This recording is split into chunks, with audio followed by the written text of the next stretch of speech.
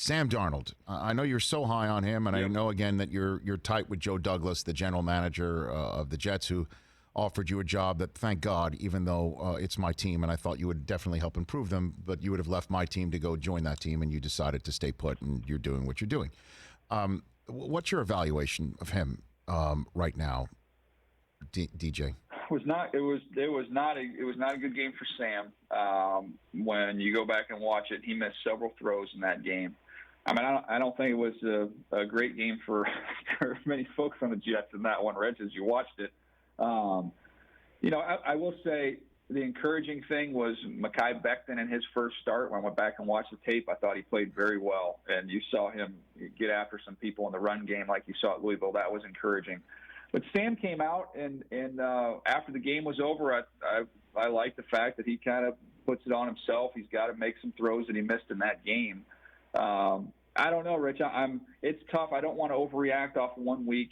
But, man, they did not look good. It looked like a team that, could potentially be back picking at the top of the draft, which would make, a quarterback decision be very interesting at that point in time if they were to be there. But my hope is with Sam that the talent is there. I know that for a fact. I know how talented he is.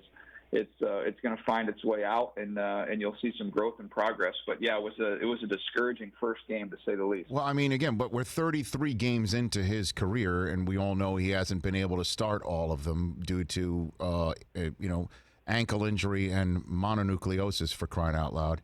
But to see that, and that be the performance of the Jets as a whole. And in a game in where Josh Allen threw for 300 yards for the first guy the Bills have done it since his predecessor there, it's tough to see. And so I guess my question for you is, and I asked this the other day on this show, is what's your philosophy on quarterbacks? Is it their talent can overcome circumstances, or circumstances need to be right for the quarterback to blossom? Because I'm wondering if Josh Allen is the Josh Allen we're seeing today if he was drafted by the Jets or the Browns instead. I think I classify quarterbacks, and I've done this on our podcast all the time with Bucky. Yep. We use the phrase trucks and trailers, Rich. So if you're trying to go on a trip and you want to get to your destination, there's a couple ways you can do it. If you're a truck, that means you can pull the trailer behind you, and it doesn't matter. You're going to pull everything, and you're going to get there. You're not dependent on anyone.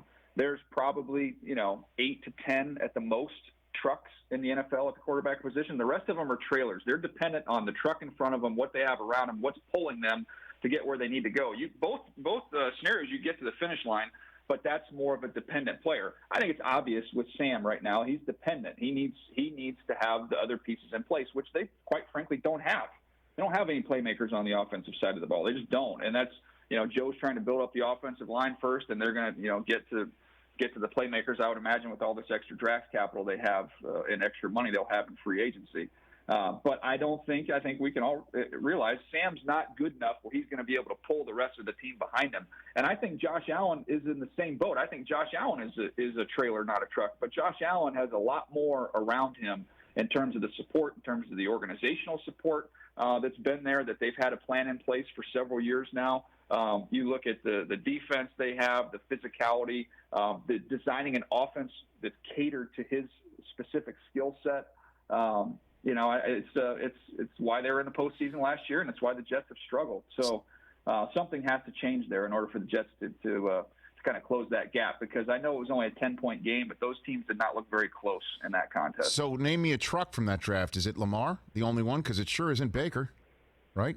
No, Lamar, absolutely, and it's a unique way that he does it. But he's one of one. He's a unicorn with how he plays and the way he plays the game, and he's capable of pulling people around him. But again, I don't know that I could have handpicked a better spot for him to go either. He went to a place that embraced this new style of offense and threw all those tight ends out there, and then they added a track team, which you're now starting to see with Marquise Brown being healthy. It's kind of the best of both worlds there for the Ravens. Hey, you watched all the way to the end. Thanks for that. Watch more right here.